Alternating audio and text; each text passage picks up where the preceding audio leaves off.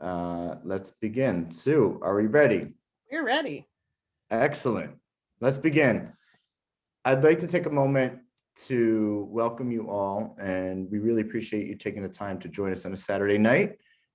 I understand that this is likely your quiet time, so your dedication to showing up and learning about a very important topic to protect your family is greatly appreciated.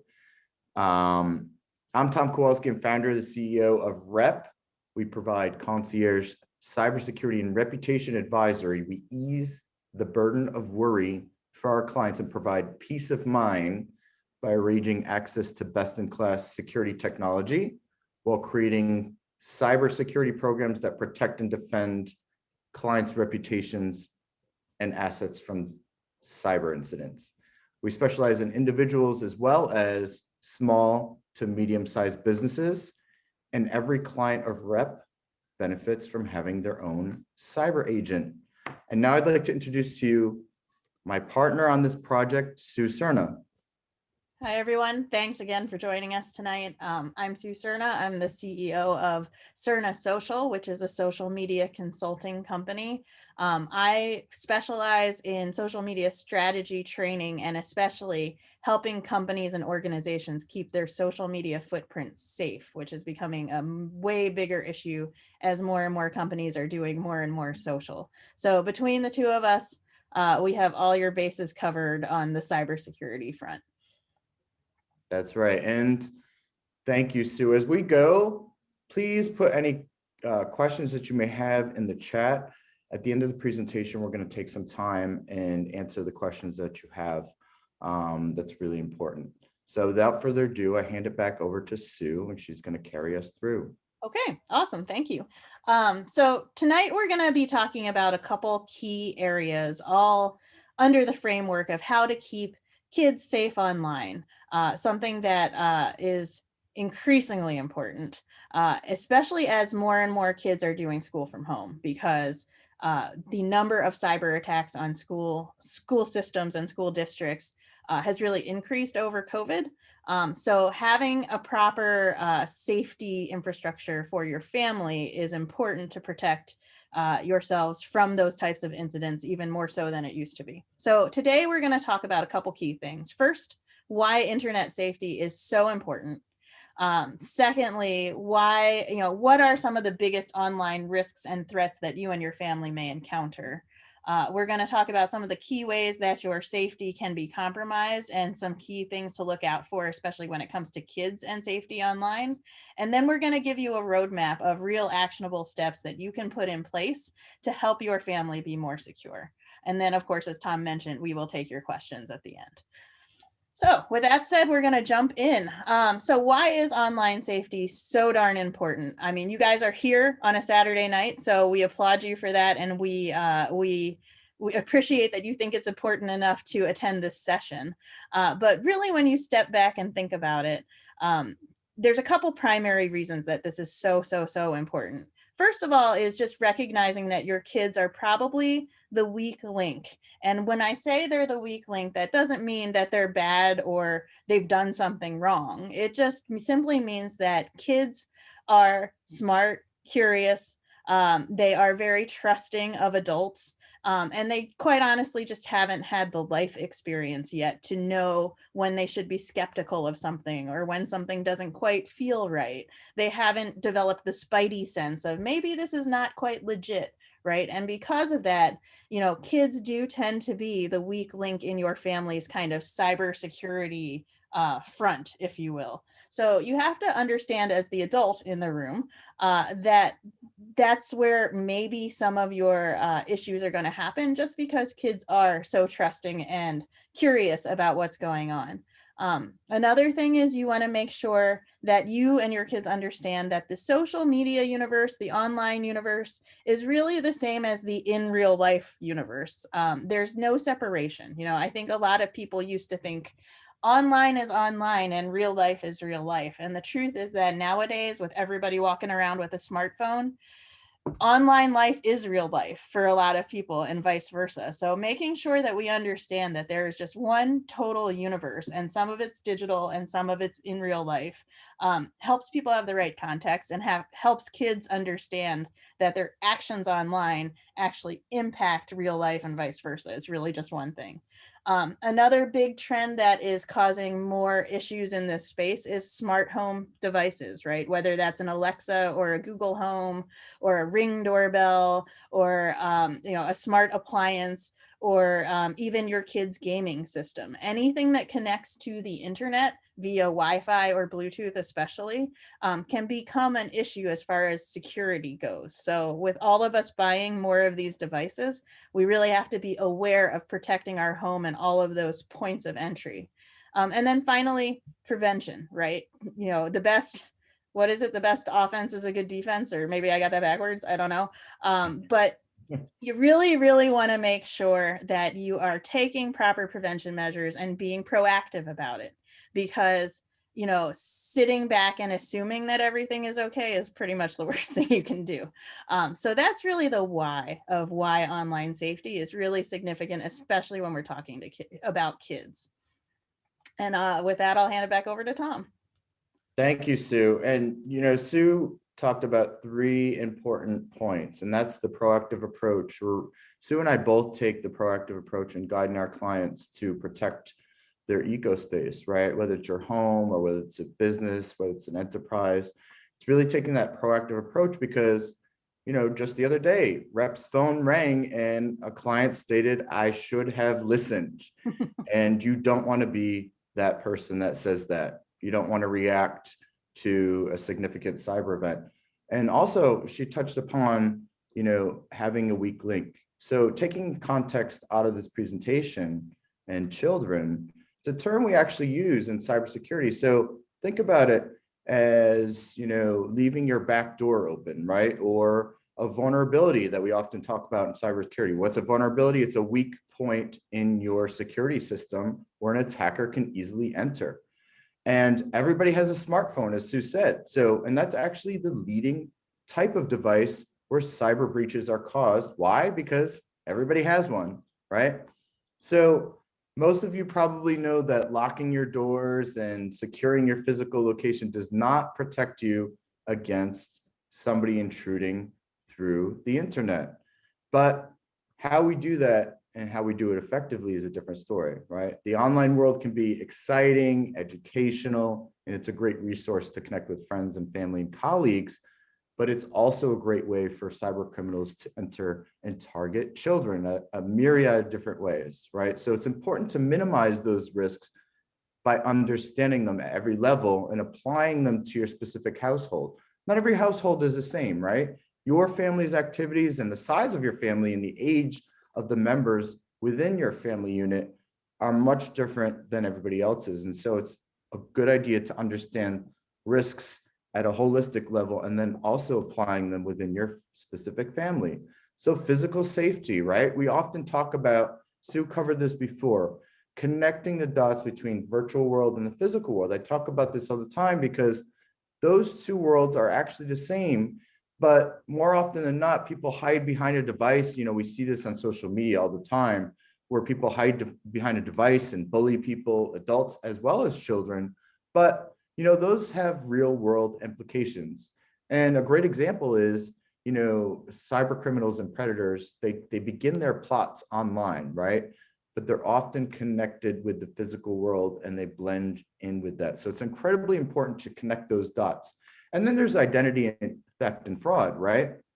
Whether fraudulent activity is being carried out against your family or a specific member, children are a prime target of identity theft. And what I really want everybody in this room to understand and ask themselves is, how many of you monitor your children's credit of all ages? It's a good idea to monitor your child's credit. And Sue, I'm sure, has, great tips in terms of social media. And one of them is actually, setting up your child's social media account when they're born. And it's a great way to start monitoring, their social media and keeping their reputation in check until they're an adult, because that's something they can carry with them throughout adulthood. But monitoring their credit is incredibly important. And then another question for you all: how many of you put a freeze on your child's credit until they're 18 years of age, right? So kids are a target because parents aren't doing this.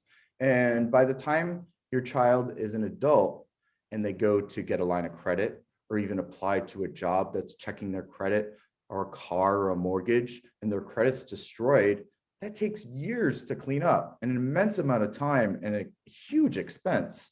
But preventing that is fairly easy. Just put a credit freeze on your child's report and then monitor their credit, through a family subscription. And then there's data security and reputation, right? So how are these two things connected? You may be wondering why a cyber criminal wants your data. What do you have to give? And this is very naive of many people to think, but it's a gold mine. Data is worth the weight of gold. I really want you to drill that into your head, that data, I'm going to say it again, is worth the weight of gold. You do have something very valuable that somebody else wants. Take, for example, vaccination cards. I'm sure you've seen this all over social media, right? Medical data actually goes at $250 per record on the dark web. And what we're seeing now is fake vaccination cards being generated. In fact, I believe it was 2 weeks ago, there was a restaurant in Texas that was generating them and got nabbed by the FBI. So it's a perfect example there of these things that are happening. But what about your information, right? You may work at an enterprise, you may own your business, but even private family information and photos. Cyber criminals love to get their hands on that. And whether they're extorting money from you or trying to target your child, that's information you really don't want out there. And so it's your job to make sure that it's protected and locked down, because who wants their information out on the open internet? Certainly not me. Not me. Not you either. Not most people, actually. And then there are the legal consequences, right? So let's take TikTok, for example, right? There's one of my colleagues reached out to me the other day, and he was just hired to go in and fire people from a company, right? And what was happening in the company is the company actually had a no social media policy. So the employees were violating that, step one. But what's happening is inadvertently, they were taking videos of proprietary information on computer screens and desks of that company, and it was going on the wide open internet.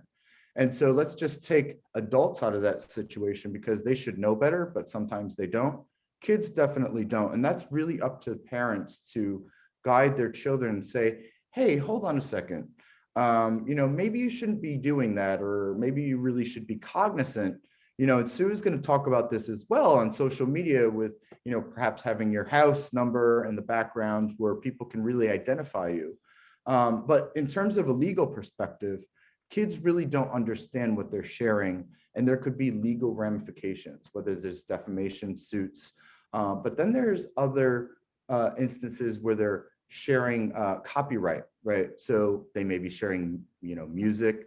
Several of you in this room might be from the Napster days in 1998, where I think all of us illegally downloaded music. But what we quickly realized is that several individuals were made examples of by the music industry and were sued for millions of dollars. And we certainly don't want that, right? And that still happens, although less in the music industry, but videos and photos and things of that nature, especially if you copy and paste a photo and put it on Instagram and your profile is public, that's a copyright violation. The photographer or whoever that is took the photo of that, and then you took it and put it on your Instagram. And if you're selling it for commercial purposes, you can get sued. So we certainly don't want that. Children aren't certainly privy to that information, so it's up to you to educate them. And then lastly, indecent exposure, right? So over 90% of teens actually have a mobile phone today. And, as I said before, the mobile phone is the leading way to cause a cyber attack. But kids are often sexting these days, sharing inappropriate information. But if that's ending up in the wrong hands, it could have a catastrophe. And we certainly don't want that. Has implications. And that brings us to how safety is compromised, right? So let's dive into this and how cyber incidents occur. Um, you know, have any of your young children, maybe 5 years or younger, ever called 911 accidentally, or someone on your contact list? How did they dial that number, right? So, as Sue said before, kids are very smart and they figure out things very quickly. Actually, true story. This actually happened to me recently. One of my colleagues, or so I thought, FaceTimed me early one morning. It was like 8:30 in the morning. I said, well, that's strange. They didn't make an appointment. And I said, I answered the phone. However, it wasn't my colleague. It was their 2.5-year-old toddler calling me. And I said, well, this is strange. And I started talking to her and I was like, well, where's mom? And then mom came running down the hallway wondering who she was talking to. And, luckily, she was speaking with me, but imagine if she had just dialed a random number or somebody had called and she was speaking with that person and mom wasn't paying attention down the hallway, right? And so, I asked, I said, how did she get into your phone? And she's figured out the passcode. 2.5 years old. So kids are very smart, and these are the things that you really need to be cognizant of. When you're entering your passcode, is anybody looking behind you? And this could be whether you're in a public place or whether your kids are around you. You need to be cognizant of those types of things. So TMI, I think everybody here has heard what TMI is, too much information, right? But sharing that information online and not remaining cognizant of what you're sharing can have severe implications, right? So I recently talked about the TikTok thing, but I've seen, and I recently reached out to someone I went to high school with. She got a new car, and she was compelled to put photos online, but the car had the license plate, and then the trunk was open, and I saw 2 car seats, and then her 2 children were sitting, in the photo next to her. And so I reached out and I said, well, I can find out where you live. Now I know what kind of car you drive, what color it is, what the license plate is, what your kids look like. And, if that information gets into the wrong hands and you're freely putting it out on the internet, it could have negative consequences. So again, it's just being cognizant of the information that you're putting out there, because again, I'm going to say it again, data is worth the weight of gold. And then, of course, this is really important. This is really what you need to do, because every family has an emergency plan, right? Very young kids are taught that they should dial 911 when there's emergency, right? And the same can be said and structured for cybersecurity, right? And online safety. And that's really what we're talking about today, is incorporating online safety into your family planning, into your emergency planning, because then kids will start to understand it and understand the importance. And as we say in the cybersecurity industry, you're creating a cyberware culture within your household. But then think about the importance and think big, right? So when you're educating kids and creating a cyberware culture at a very young age from within your household, think of when these kids are in the corporate world or whatever they do for a role, because everything that we do leaves a digital footprint. And these kids will grow up to be cyber aware. And that's incredibly important in protecting all of us in our ecospace that we live, work, and breathe in. And it's incredibly important, as I mentioned before. So, a lot of parents think that restricting access on their devices by enabling parental controls is really enough to protect their kids, but it's not, right? And nothing is ever 100% risk proof, but even mom and dad can click on a phishing link. But it's incredibly important to be smart about the technology that you use to be sort of a stopgap or a fail safe, because nothing is perfect. So you can adjust the settings on your applications and your devices, but having that strong technology that backs up and protects you is incredibly important too. For example, I'm sure I haven't met one person that hasn't been receiving a barrage of phishing links via texts lately. I mean, it's incredibly bothersome and a huge problem. But I have a protection program on my phone that quarantines these, and it's fantastic. But if you're not paying attention and you don't have something like that and you accidentally click it, you could compromise your device. And as I said before, everybody has a mobile device, and that's the leading way to cause a breach. So I'm hoping I'm connecting all the dots here and it's making sense. But Sue is now going to lead us through the social media and why behavior modification is so important. Thank you. So for social specifically, the number one thing I would say with kids and social media is that it's really all down to teaching them the right types of behaviors on social media, right? It's not about, setting hard and fast guidelines. It's not about yelling at them when they don't do it right. It is about teaching them good cyber aware behavior, right? So first of all, you as the adult, you're going to have a good idea of when it's appropriate for your particular child to be on social media, right? That's an answer that's going to be different for every kid, I feel like, and every family. But whenever that time comes, you want to sit them down and set some ground rules before they start using social media. You want to help them understand this is a responsibility. This is an official form of communication. It is in many ways public. And so whatever you say can be attached to you, right? You want to help them understand those things before they ever start with their first social media account.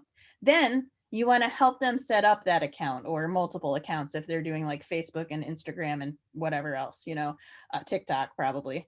Make that process both interactive and a partnership and fun for them, right? So help them pick a profile picture, help them pick a cool cover image, help them fill in their bio, right?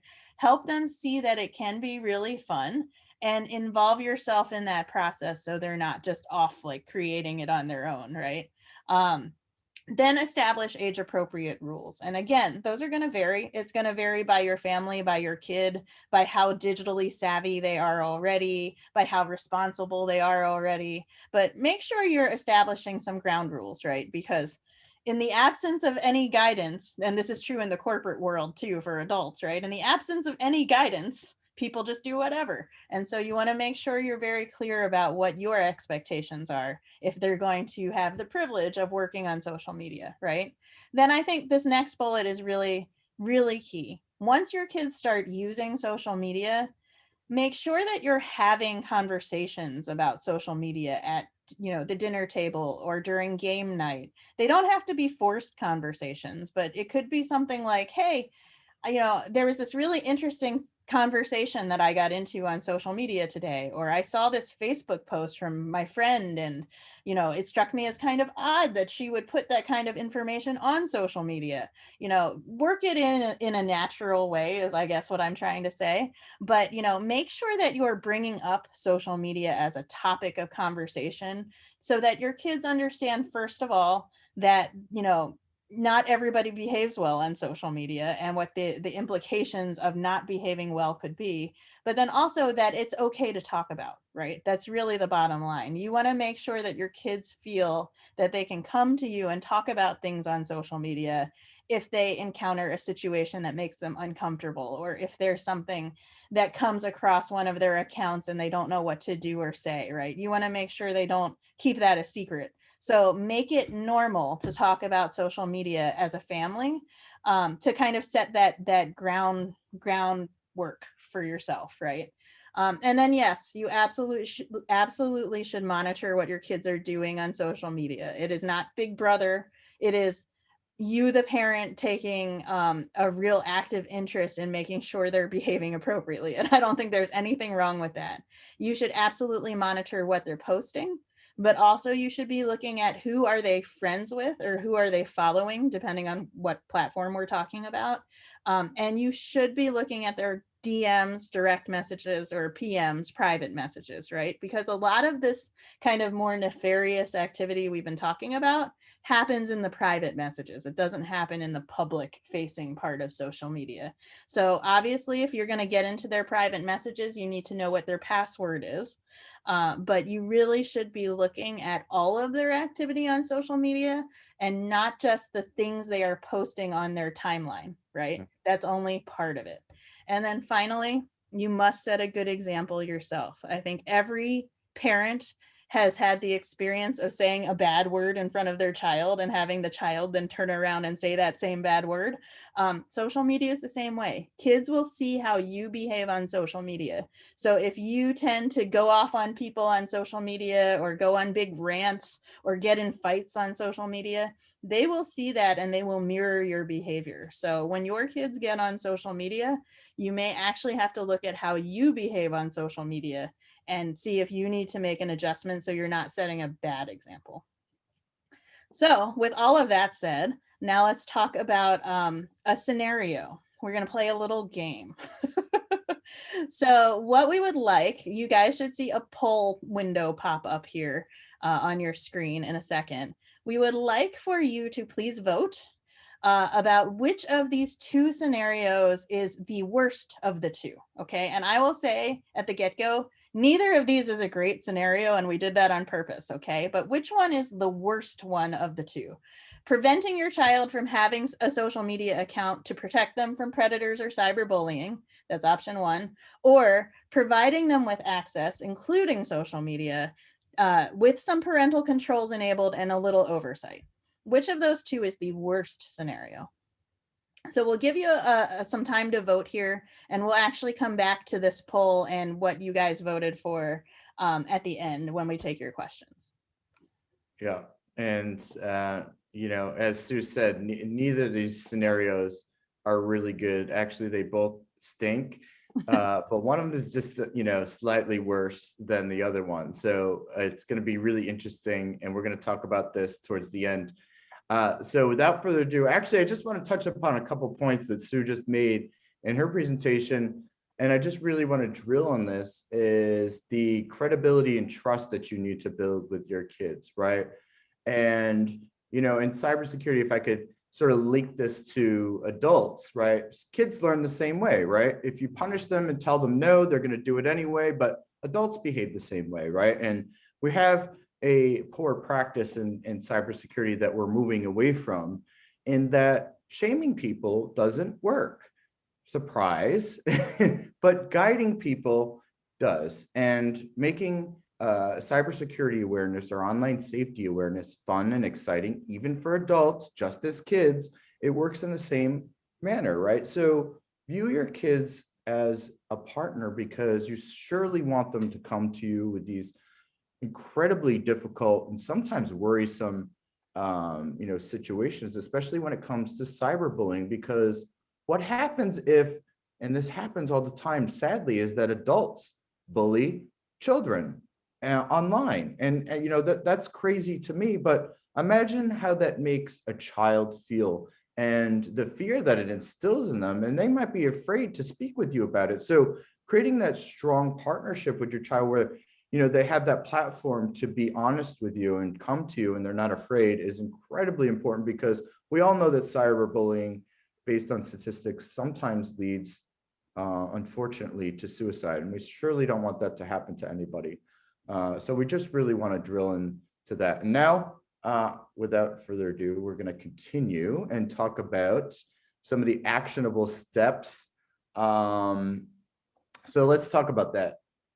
Here are the important steps that you can incorporate into your family planning, into your home, and to make it safer for your entire family, right? And kids, look, we said this before, kids are smart and they love to learn, and trusting them is crucial in creating that cyber aware culture, right? And, think of cybersecurity like an alarm system on your home. And homeowners insurance, actually, right? So it's like the alarm system on your home, if you have one, but also homeowners insurance. If there's an intruder, the alarm system is going to go off and alert you. But the insurance is there in case something catastrophic happens. right? So it's the same thing. It protects you in the event of an adverse consequence. And it's really a good analogy of how cybersecurity protects and the function of it. So again, really diving into the human behavior to help achieve awareness, combining behavior analysis with the strong technology, as we covered before, is really key. So many free, and I really want to stress this, many free or even consumer-based security technology is not strong enough. Look, some of that is not going to prevent the Colonial Pipeline hack that just happened, right? And it's not going to prevent ransomware on your systems, which often happens to a lot of individuals in a lot of homes. So don't think of yourselves as, the Colonial Pipeline, which I'm sure everybody has heard about by now, as being something that will never happen to you. It can, and it does. Don't be naive. That's incredibly important to really understand, but then also protect yourself, right? Naivete will definitely set you up for disaster. It always does, right? But there is so much technology out there. Look, it's difficult, it's complex, and if your head isn't spinning by now, it may spin as you sort of examine this stuff. Look, we are here to make this easy for you. Want to make it simple. And every household is not the same, as I mentioned before. So it's taking that customized approach. And then, really providing an opportunity and a platform where the parents, as you as parents, can step in and then discuss these issues with your children, and incorporating that into your family plan is incredibly important. So developing that solid plan and guideline will help you succeed. And now I'm going to turn it over to Sue, who's actually going to dive into those guidelines and rules and how to create them, and then social media as well. Great. So I love rules. I am a very OCD type of person. But when it's talking about rules related to this space, I think one of the, obviously kids need some rules and guidelines, especially in cybersecurity, things online, right? But I think the key here is to really think about them as family rules, family guidelines, right? Make sure that everyone in the family is clear on the rules, and then make sure everyone in the family is equally responsible for A, abiding by the rules, and B, holding other members of the family accountable, right? The more eyeballs, the better, basically. But, telling a kid, yes or no, right? You can't do this, you can do this, right? That's one way to do it. But really making it a family activity is, I think, a winning solution, right? I think that is more effective that way. So when we say create rules and enforce them, that doesn't mean walk around with a ruler and smack your children on the hand, right? That means make it an activity that they feel everyone in the family has a stake in, right? Enable security on all your devices and apps. I hope that at this point that should be a no-brainer. But if you have a security option that is theoretically more secure, you should use it, right? A lot of apps, especially apps that kids use, have privacy controls, have parental controls, have modifications you can make in the settings that make it slightly more secure, right? So look at all of those, take the time to go through them all, dive deep into the settings and see what your options are. One thing that I want to spend a little time on here is the lovely topic of third-party apps. So what is a third-party app? A third-party app is simply something that you connect to something else, right? So it could be an app, it could be a piece of software, but it's really, if you've ever had the experience where you're logging into some system online and it says log in with Google or log in with Facebook, and you click the button and say, yes, I give you permission to log in with my Gmail or with my Facebook, you are granting that app permission to look at your Facebook or permission to look at your Gmail. And that's how a lot of data breaches happen, because those third-party systems are often not nearly as secure. And let's be honest, Facebook and Gmail are not like robust security engines either, right? But you're allowing this third-party app to have access and to build a connection, importantly, right? So if you heard about the hack of the water treatment plant in Florida around the Super Bowl this year. It was a town very close to where the Super Bowl was happening, and the software within the plant was hacked. That hack happened because of a third-party software system that was connected to the main system. And so, you really want to make sure that only things that should be connected are connected. I'm not saying that you can get away with no connections. There are some things that absolutely need to be connected, but beware, right? Beware of clicking that button and logging in through Facebook. I personally never do that. I always go figure out what my password is and log in the old school way, right? That's because I don't want that connection to be established. So make sure that you're aware of third-party apps, make sure that you are viewing them as a security risk, because they are. And make sure that you're looking through your accounts. I mean, I would guess that if you went into your settings of your Facebook account and found the area where it lists all the apps that are connected, you would be stunned at how many there are and how many are completely irrelevant to you now because you allowed that connection like 3 or 4 years ago and totally forgot about it, right? Those apps are still there scraping all your data. So make sure you're constantly looking at what is truly connected here and what shouldn't be here, right? And then kind of broadening that picture, in addition to auditing and looking at the third-party apps that are connected, you should just be auditing your settings on all your smart devices, all your major apps on your phone, right? You should be looking at what all those settings are on at least a biannual basis. I think Tom and I would both say quarterly is better, but we recognize you're busy people, so at least a biannual basis. Make sure you're doing these things as a set process, the same way your company has a process for reviews and bonuses and make sure you build it in as a process that you do regularly, and make sure you're creating these guidelines, right? Then if we move to social media, a couple things here. First of all, one of the biggest mistakes people make when they're setting up a new social media account is tying it to their normal Gmail account or their normal whatever webmail you use account, right? For your kids, make sure you set up a separate email account just for their social media accounts. That protects them and their personal email account from being connected or hacked. It also gives you a little more oversight because theoretically you may have the password to that other email account that's set up just for social media, or you could set up an auto forward type rule that forwards all the notifications about their social media accounts to your inbox. So you get the notifications too, right? So if they change the password, you would get a notification, for instance. I recommend highly setting up your kids' social with a separate, totally dedicated for that email account.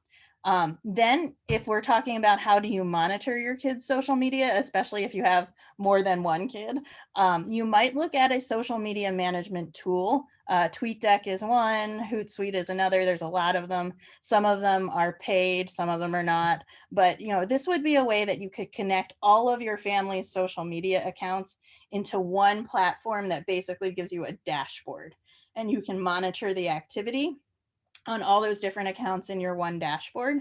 And also it could feed in their private messages, right? The other advantage of doing it that way is that if somebody changes the password, it breaks the connection with the tool. And so you would know pretty quickly if somebody changed the password on your kid's Twitter account, for instance, right?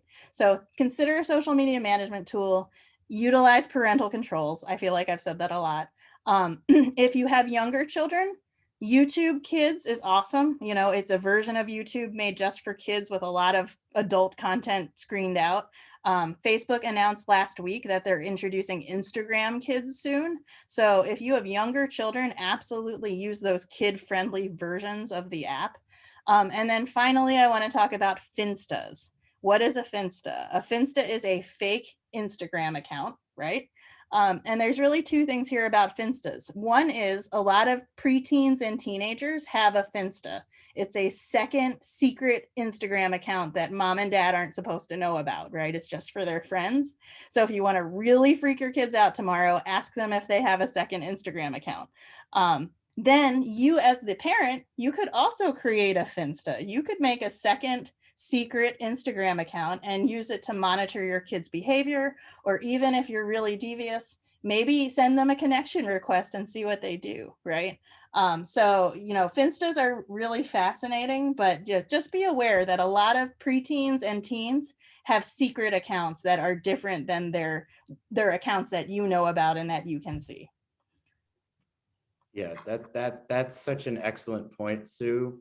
And if we can take it out of the context of sort of cyber sleuthing, that's what we do as cybersecurity professionals in the corporate world, right? We send fake phishing tests to see who's going to click on the phishing link, and it's just a fake account, but it's a way to test cyber awareness within a corporate culture. You can deploy those same tactics within your family to see if your kids are learning the information that you're taking from us today and applying it, incorporating it in your family planning. So it's a great way to sort of,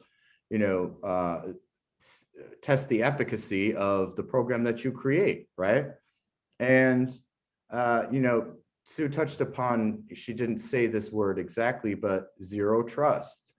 And I was in a networking group not too long ago, and I always say something that's going to resonate with people, and so they can remember who I am and what I do. And I said, I don't even trust my mother. And I got looks, crazy looks. But then I added to this and I said, here's the reason why. If my mom's device is compromised and she doesn't have the proper security protections on it, and she sends a malicious link, she may not know that she's sending it, right? Somebody may, cyber criminal may be in the device, or she might click on something and it activates and then sends it to all her contacts, which happens all the time on social media, right? And through text messages. And so that's what we mean by zero trust. Trust no one. And this stuff happens all the time, and that's why you need to really take a look and understand how this stuff works, and then protect yourself, but protect the ecospace that you live, work, and breathe in. And that's what we mean by zero trust. So yes, I trust my mother. Sometimes. and lastly, I really want to dive in. Sue focused on this as well as the third-party apps, and I talk about this all the time. In fact, you may have heard President Biden talk about the supply chain. That's in the sense of really discussing, it's the same thing, right? Third-party apps, the supply chain, everybody is at risk, right? And I say that because you might listen to the news and hear these, lately the cyber attacks have been increasing. And so when you hear about these things, I really want you to remember this conversation today on third-party apps and the risks. Now, the reason third-party apps are a risk to you is because a lot of companies rush these things to market. They're built by IT folks who don't necessarily have an security background, and security is not at the forefront with developing these apps. A lot of companies don't have to, right? So if you're not an insurance company, if you're not processing financial data and not withholding medical data, you're not bound to any regulations, unfortunately. And so a lot of social media companies, they don't process that information, and therefore they aren't bound to any laws. That hopefully will soon change. But for right now, it's up to you to be cognizant about that. And that's why third-party apps are a risk. Now, what I'd like you to do, because reading the terms and conditions and the privacy policies, you're probably looking at me crazy right now and saying, they're written for a lawyer, by a lawyer. And that is true.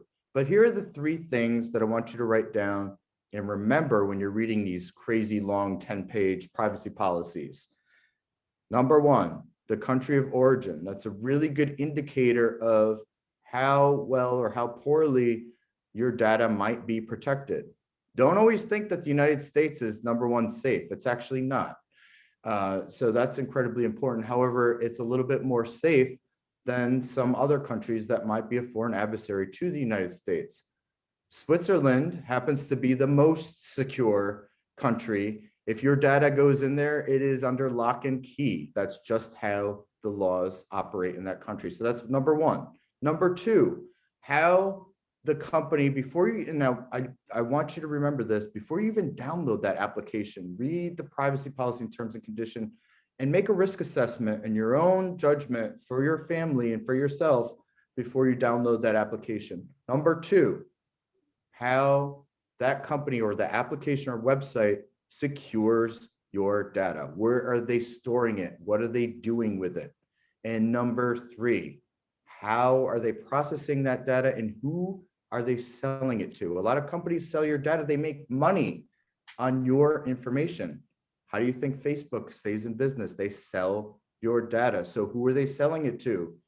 When you download an application and you give them the rights to your contacts, to your information, to your everything in your phone, you really have to pay attention to what you're allowing it access to, and then what that company is doing with your data. If you're not comfortable with that, don't use it. TikTok is a great example. We talked about that before, but in absence of guidance, as Sue said before, in that company situation that I outlined earlier, I don't think TikTok really applied to that, even though the company had a policy in place, but that's an anomaly. You really need to pay attention to those particular things. So one, country of origin; two, how the company is storing your data; and number three, who they're selling it to. And we are going to continue. And So Sue that was is like a going ton to of take us information. home. I see Katie said her head is spinning. I'm sorry for that, especially on a Saturday. So just to recap, right, to be curious is human. To be human is to make mistakes. And I will tell you, I have clicked on phishing links, right? Even cybersecurity experts are not immune to making a mistake, but learning from your mistakes and using mistakes as learning opportunities with your kids is really the key. So you want to connect the virtual and real world, which again are really just one world. You want to make online safety fun and participatory and interactive for your kids. And you want to create that cyber aware culture that we've been talking about. You want to make it a family principle to be cyber aware and safe as possible, right?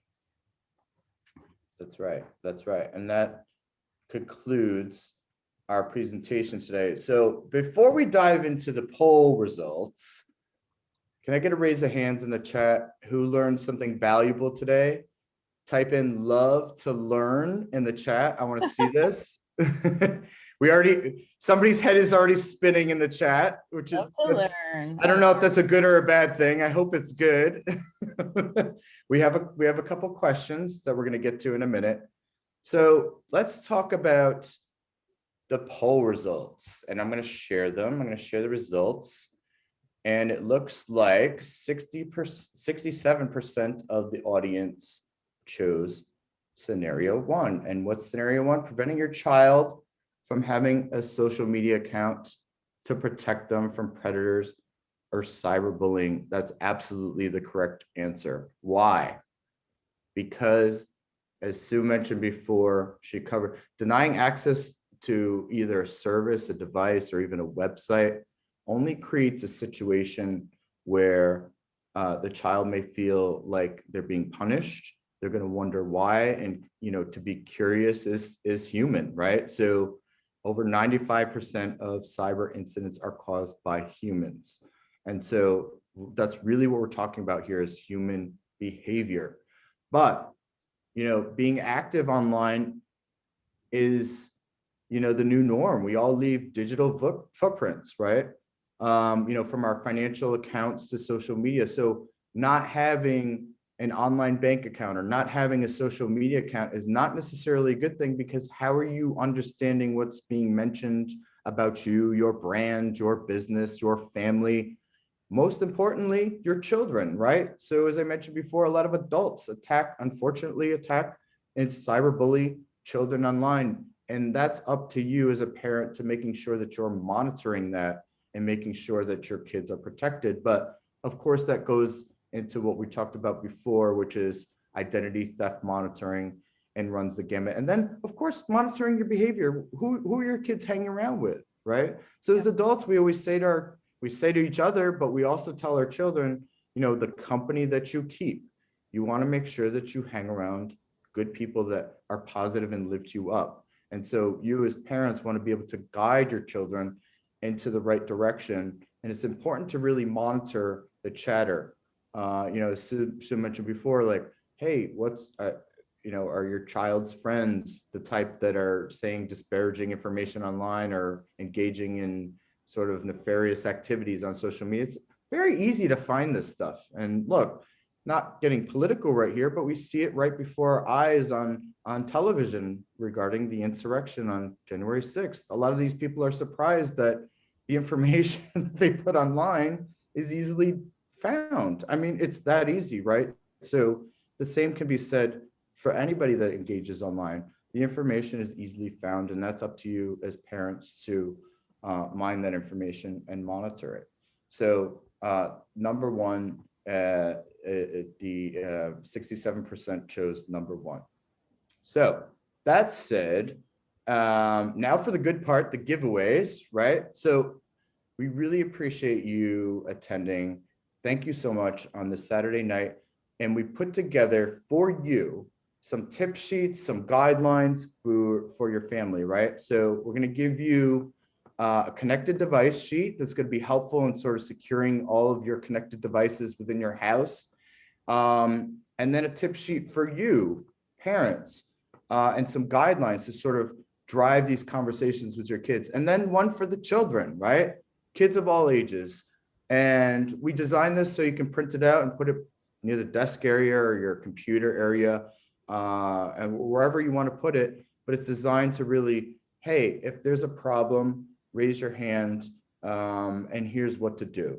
And that's incredibly important. So we hope that you find this very helpful. And then, of course, we're giving each of you a copy of Frederick Lane's Raising Cyber Ethical Kids. It's a wonderful book. He's an author, cybersecurity author. He's a podcaster for cyber traps. And the book talks about and tackles essentially everything that we covered here today. But, you know, it's a book for kids of all ages, for parents of kids of all ages. And the approach in sort of guiding your children on these very complex issues and raising awareness in kids for cybersecurity. So it really expands upon what we've already talked about today. And then lastly, we couldn't let you leave without giving you something. So, and that's important security technology that's going to help protect you and your home and your family. So free and download to use. And we're going to send this all in a nice package to you after the event, is Trend Micro's House Scan. What this is a centralized risk scanning software that you can put on your mobile phone as well as your devices. And what it does is it scans the vulnerability in your Wi-Fi network for anything that might be a risk. And it's excellent. It will detect everything, and it will pick up every connected device in your house. So if you have something that where you left your back door open, it's going to alert you, and it's wonderful for that. And then everybody's going to receive 10% off ID Shield, and that is a great program. It's a family, they have family subscriptions where you can monitor your children as well as yourself, your identities for identity theft, and then as well as reputational monitoring. So you can connect your social media with it and monitor through that, and it's at an affordable rate. And then lastly, a 30-minute complimentary consultation with Rep, because I know, Katie, your head was spinning, so I want to make your head not spin, and I'm happy to, you know, have a conversation with you and dive in a little bit and answer any questions. So without further ado, again, thank you so much for attending, and then we're going to go into the question and answer.